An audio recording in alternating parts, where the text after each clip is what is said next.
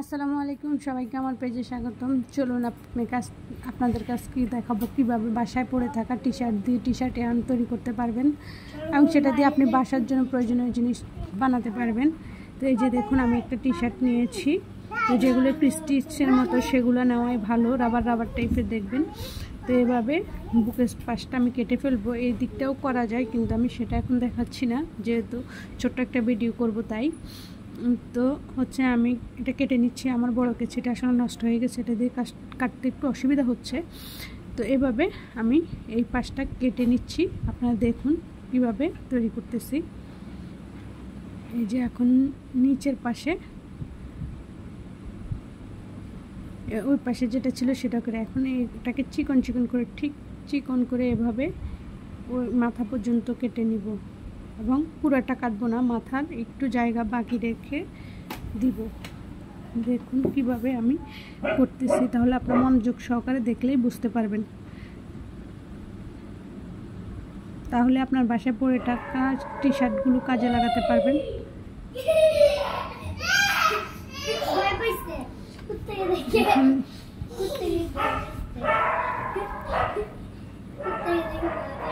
এই যে এতটুকু পর্যন্ত কেটে তারপর কাটতে হবে। এর থেকে পুরাটা কাটবো না, আমরা এতটুকু পর্যন্ত কেটে রাখবো। এই যে এভাবেই এরকম করে একদম চিকন করে অনেকগুলো কেটে নেবে। চিকন করে কাটবেন, বেশি মোটা করে কাটবেন না। আমার যেহেতু কেচিতে একটু সমস্যা হচ্ছে, তাই আমি একটু মোটা করেই আমার কাটা হয়েছে।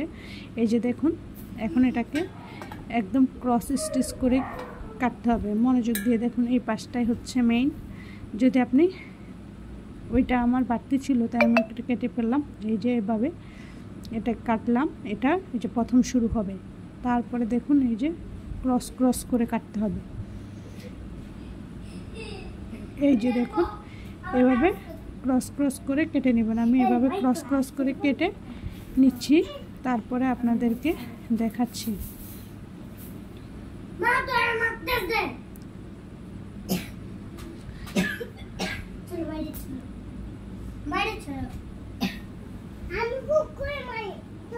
এই যে দেখুন, আমি কেটে নিলাম কতগুলো। তারপরে কি হয় দেখুন, তাহলে এটা লম্বা হবে। এই যে পাশের যে সেলাইয়ের দাগটা, এই দাগটাতে কিন্তু আপনারা একটু একটা শক্ত সেলাই করে নেবেন, তাহলে এই জায়গাটা খুলে যাবে না, তাহলে জোড়ায় খুলে যাবে।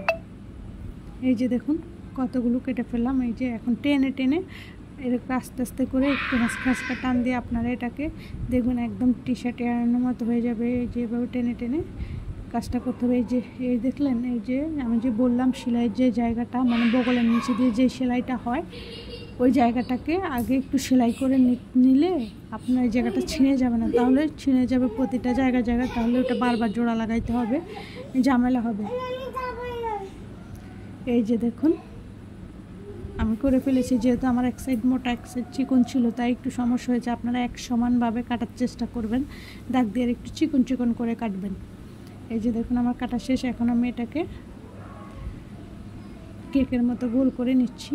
তারপরে আমি এটা দিয়ে একটু কাজ করে আপনাদেরকে দেখাবো। যেহেতু আমার এটা একটু মোটা হয়েছে, কাজ করতে একটু কষ্টই হবে, কিন্তু আপনারা একটু চিকন করে কাটবেন, দেখুন অনেক সুন্দর টি শার্ট আয়রন তৈরি হয়ে যাবে।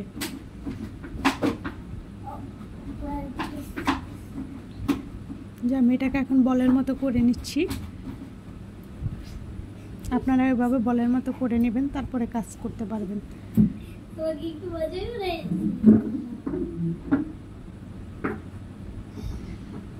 এই যে দেখুন আমার এতটুকু হয়েছে। এতটুকুতে আপনাদের মিডিয়াম সাইজের একটা, মানে টেবিলের মধ্যে গরম হাঁড়ি পাতিল রাখার জন্য একটা ম্যাট তৈরি হয়ে যাবে ছোট্ট। আর যদি আপনি এর চাইতে বড় করেন, এই যে আমি এখানে 4.5 mm হুক নিয়েছি, এটা একটু মোটা হুক। তারপরে দেখেন আমার কতটা কষ্ট হচ্ছে, যেহেতু আমার সুতাটা একটু মোটা হয়ে গিয়েছে মানে টি শার্টের আয়রনটা।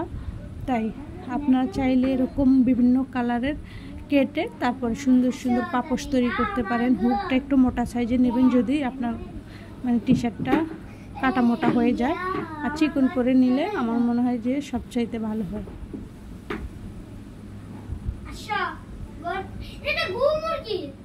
এই যে দেখলেন কি সুন্দর হয়ে গিয়েছে আমার টি শার্টের আয়রনটা। এই যে একটু বানাতে কষ্ট হচ্ছে, কেননা আমার যেহেতু একটু মোটা হয়ে গেছে কেচিটা, মানে কাচিতে আমার একটু সমস্যা ছিল, তাহলে পারফেক্টই হতো, অনেক সুন্দর হতো।